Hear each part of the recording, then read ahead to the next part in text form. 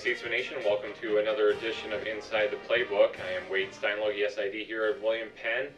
We've got a lot of things to update you on over the last few weeks, so we're going to get right into it. Later on in the show, we will have head softball coach Mike Christner as well as one of his student athletes.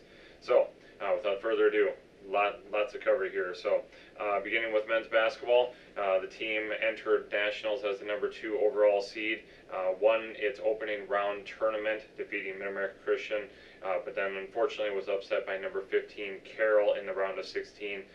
The Statesmen finished 25-2, a tremendous season, winning both the hard regular season and tournament titles.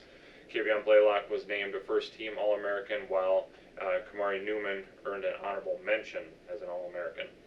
The baseball team sitting 18-5 right now, 7-1 in the Heart, one of the top teams in the league.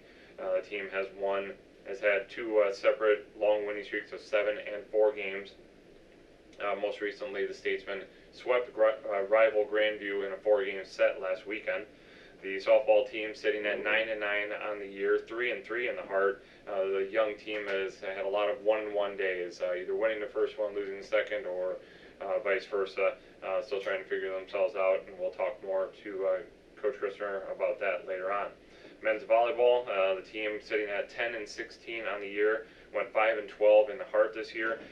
The squad went from literal heartbreak on Tuesday night, losing 3-1 to Mount Mercy, thinking their season was over, to less than 24 hours later finding out that the season was still alive, as Graceland, unfortunately for the Yellow Jackets, had to go into COVID protocol, so they had to give up their number 6 seed, William Penn, and the Statesmen will take on number 8 overall and number 3 seed Park Saturday down in Parkville, Missouri.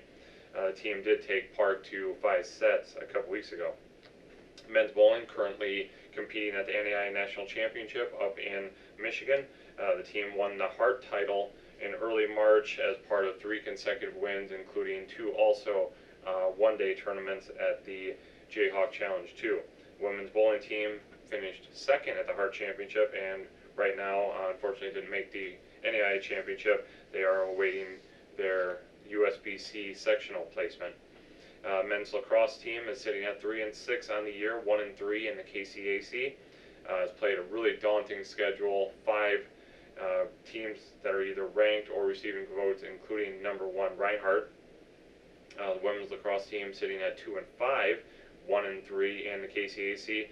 Finally got to play its first game in Statesman Stadium a couple weeks ago. They have also played a very tough schedule, 4 teams ranked or receiving votes. Women's golf just recently opened its spring season, winning the Shoal Creek Invitational, and next week we'll be hosting the TPC Deer Run Invite over in Silvis, Illinois. Men's golf will open spring at the Graceland Invitational down in Missouri today and tomorrow. Track and field finished up its indoor season at the NAIA National Championship. Finn Alade finished just 1 jump. He tied for 8th, but unfortunately by tiebreaker, he finished 9th overall, lost that tiebreaker in the high jump. That unfortunately broke the streak of All-Americans. I think that strung to 11 consecutive national tournaments for the men. On the women's side, the 4x400 meter relay team also competed. They were 14th overall. The team will open up its outdoor season today at the Grandview Classic. Shotgun Sports won its season opener, spring opener, defeating Coe in Upper Iowa in a triangular last week, and they will host both of those schools once again next Saturday at its first ever home event as part of a 4-tournament spring schedule. Men's wrestling, Joe Eads went 2-2 at Nationals a few weeks ago. He finished 2 wins shy of doubling up in All-American awards in his career. On the women's wrestling side, Shalimar Rodriguez and Mami Salamani both finished 1 win away from being an All-American at the NAIA Invitational a few weeks ago. And then also, because it's a weird COVID season and all of these fall sports got pushed to the spring as far as championships, the men's and women's soccer teams will be playing a few games. Women's soccer opened up its spring season with a 4-2 loss to Waldorf last weekend, and they will conclude their condensed season by hosting Northwestern tomorrow. The men are in a position sitting at 8-7 overall, 8-4 in the conference, the number 4 seed in the conference tournament. They're trying to steal an at-large bid to nationals. The team looking for a very successful spring to hopefully bolster their resume. They will open up against Northwestern on Saturday. They have 4 spring games coming up, culminating with an April 10th home matchup against number 5 seed Benedictine. Again, at Dross Field on April 10th for the quarterfinals.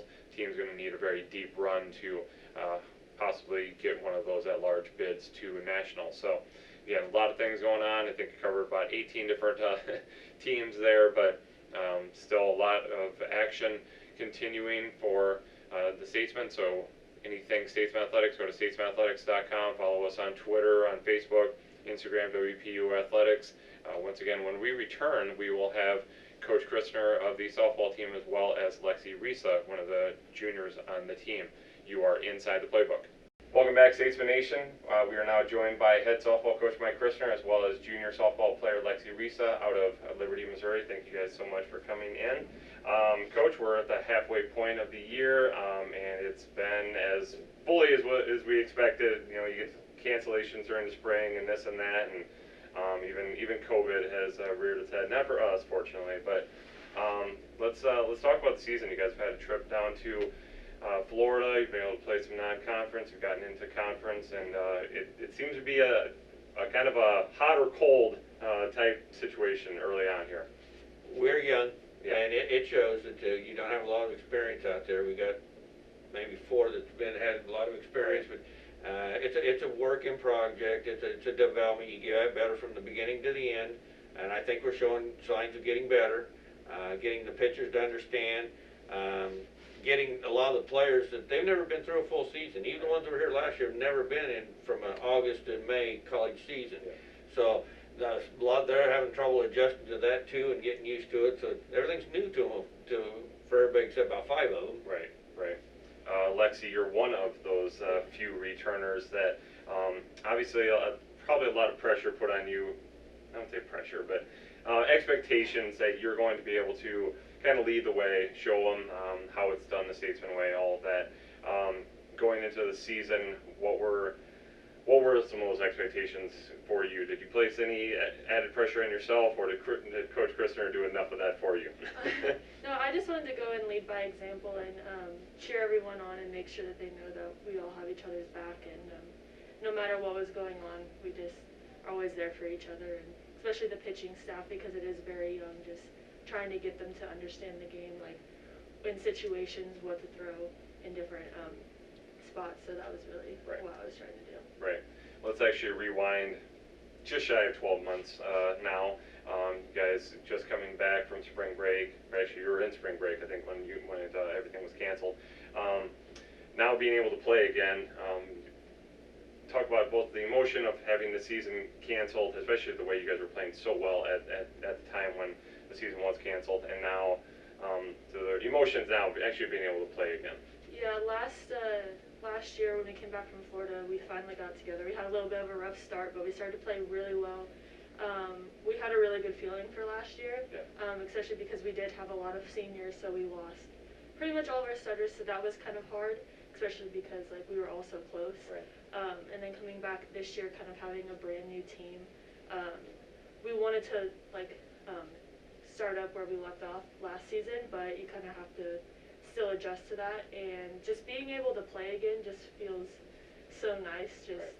Not having to sit there and practice all the time. Like last season, every time I looked outside, it was so nice and we weren't yeah. able to play, so it was just like really devastating. But now just being able to be out there with everyone again is a good time. Yeah, definitely. Coach, you alluded to this a little bit ago. With the young team, especially the young pitching staff, taking time as fully expected, that figure out what their role is and just how to pitch a full game. I know we've talked off camera about this, that you guys are looking at just every possible solution on how to get the most out of that pitching staff. So through 18 games, what have you figured out? What I figured out through 18 games is that we need a closer, right? And so we're going to go with a closer. Me being old-fashioned and old bullheaded, that's the way the game's going. Right. If you look at everybody else, they're all using closers. And the closer is a very important part. They win you games. Yeah. That's probably the most important part on the pitching staff, if you want to go. So we're really wanting our starters to get at least 5 innings, Right. because it seems, after evaluating and looking, that third time through the batting order is when we start getting hit. And it's any team, if you look across the board. Yeah. So you got to make adjustments. And we've got 6 real good pitchers. So there's not a problem, though. We might as well use them. We might as well use our advantage. And everybody's just going to have to accept the role, and that's part of what the team needs to be successful. Right. Bring it back to you, Lexi, since you are the catcher and you get to work with all of those different individuals. This is a little bit different than the past where maybe you've only had 2, maybe a third person. But, I mean, there's potential that, I think everybody's pitched so far early on this year. How is it working with so many different personalities, different throwing styles, all of that? Yeah, it definitely takes a little bit of time to get used to, just especially the ones from last year I kind of already had an understanding of, but just knowing like what you have to do to make sure you get them on track, because some pitchers are different. You have to go out and like give them like a stern talking to, or sometimes you just have to go out there and make them laugh. So just kind of understanding like which pitcher needs what from you. But I think they're all like different, just a little bit different in their own way that makes them effective. So just making sure that those little differences, like we capitalize on those, is really important. Right. If you're hearing any humming, I'm not sure what exactly they're doing on the other side of the wall or up on 3rd floor possibly, but apologize, it's one of those work in progress, right? Right. All right, Coach, let's get back to you and talk about moving forward here in conference season, especially with cancellations. We're already, I think, we're like 1 out of 5 as far as actually being able to get, well, 2 out of 5, getting home games in. It just seems like if it's going to rain, it's going to rain on game day. So that means, again, pretty much as always, April is going to be packed. It's going to be maybe, hopefully not every other day, but there's going to be a lot of days out there that the ladies have to be ready. So talk about getting them mentally prepared for the grind that will be April. We're in that challenge right now. Yeah. Because, like I said, the new ones aren't used to this much playing or practicing and that.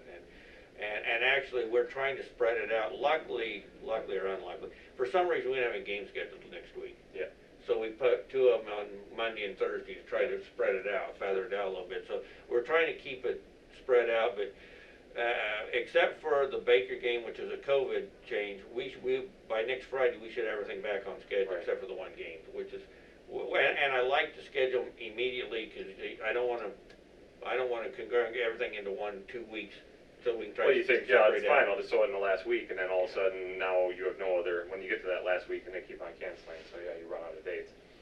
Lexi, same kind of question as far as getting ready every day. I mean, it's different than, a winter sport where you're indoors, you don't have to worry about the possible weather cancellations, but now again, you're working around possible COVID cancellations. So, every morning you guys more or less have to be ready to possibly go. So how is that mentally, just knowing, there's a lot of possible changes and just mentally again being prepared Yeah, so I think quickly? that's something that we always know going into the season. That's a possibility. Just we've dealt with it like as long Especially as in the Midwest. Right? Yeah, and so we just always wake up ready to play, knowing that if it gets moved, then we just change our mindset to practice and get ready for whenever we have to play again. Yeah. Have the newcomers handled that as well? You know how that is now after a few years, but have you ever been like, hey, ladies, this is just what it is? Yeah, I think everyone had a good understanding.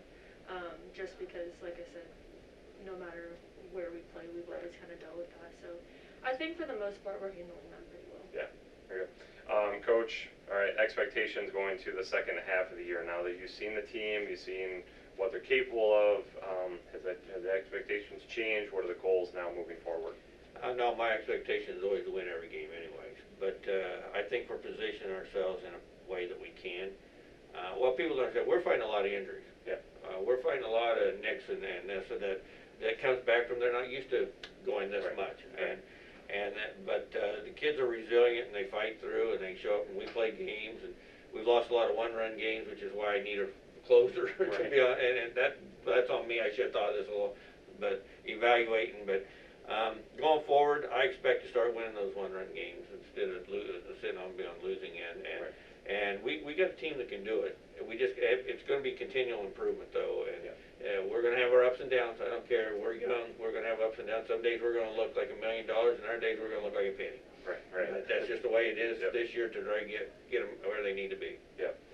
Lexi, same question. Expectations, maybe internally that you guys as players have been talking about. Hey, now we played together. We know what we're capable of.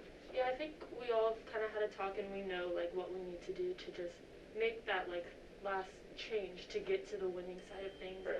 If you look at last year, we started off really rough, and once we flipped that switch, we were solid. So I think that this start was definitely a lot better than how we started last year. So I think we're getting there, and once we make that switch, I think we'll get on a roll. Yeah, definitely. All right, final thing, you're done. So you can just sit here and listen to your coach talk about you. So, Coach, let's talk about Lexi a little bit here and how important she's been to the team, especially going in this COVID season of so many uncertainties. Well, what people don't see about Lexi is she helps the pitchers, like catchers or first. If she knows there's some little thing in their delivery or something, she can pick it out, and that is vital for a catcher to be able to help the team. And her experiences help lead the team and everything else. So, glad she decided to come to William Penn. That's right. We are too. So, all right. Once again, Mike Christner, head softball coach here at William Penn, as well as Lexi Resa, junior, out of Liberty, Missouri. Thank you so much. Let's hope that the weather and everything else continues to. Well, it's going to be wild, but let's hope for the best, I guess, and go with that. So, thank you guys again so much. Thank you. Thank you.